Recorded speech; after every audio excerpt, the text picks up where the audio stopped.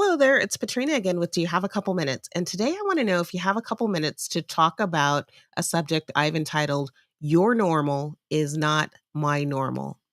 In my line of work, there is so much that surrounds interactions and communications.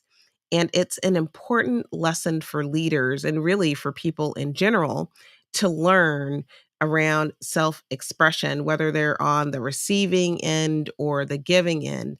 And that lesson is that what one person sees as normal or appropriate may not be experienced as normal by others. Let me give you an example. Imagine a person, and we'll call that person Jean, who grows up in a family that has a direct communication style. In that family, they enjoy teasing one another. They are very supportive of each other's endeavors, and they can't imagine not having a large extended support system. Now, let's contrast that with another person who we'll call Skylar. Skylar was regularly picked on, the butt of jokes.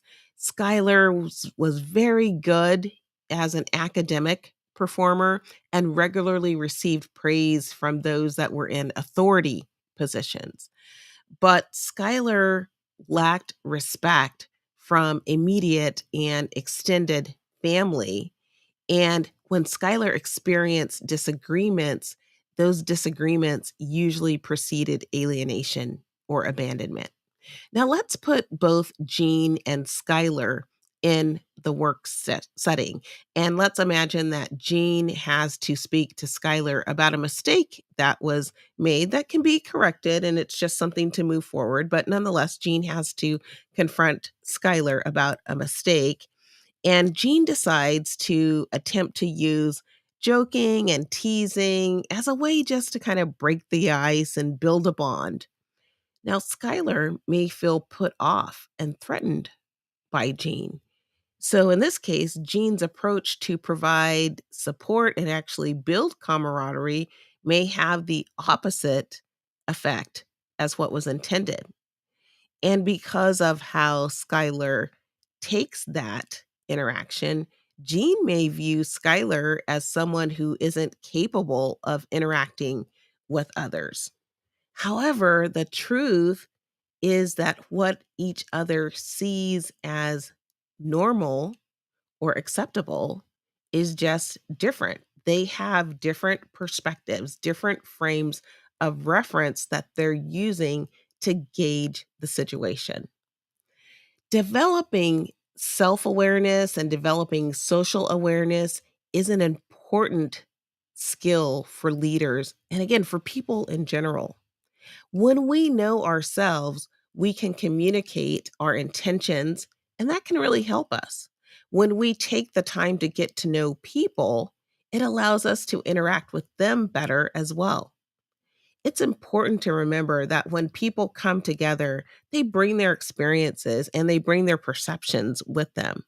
And in order to change perceptions and expectations, communicating intentionally and ensuring that experiences reinforce values such as safety, security, and respect are very important. This week, I want you to think about experiences that you've had that impact your perceptions and your expectations. And then think about how those experiences may differ from those with whom you regularly interact with in the work setting, in different personal settings.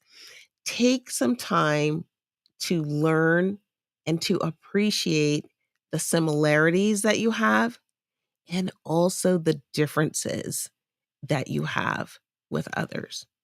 And just keep in mind that your normal may not be another person's normal. And with that, that is my few minutes for today. I hope that you found that this has been a topic that's been inspiring, something to help you think, learn, grow, and ultimately lead a more fulfilling life. And I hope that if you are enjoying these messages, that you will like these messages and that you will share them with others so that they can come along our learning journey as well. If you haven't checked out the show notes recently, be sure to check those show notes out. There is information about my publications, my leadership book called Leading Self, Leading Others with 20 inspiring topics for personal, team, and professional growth.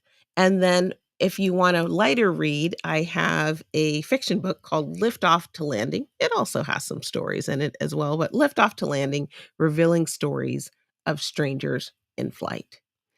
Thank you so much for joining me. I am always just so grateful and appreciative that you spend the time to be a part of this learning journey and that you share this with others. I hope to see you back next time. Until then, bye bye.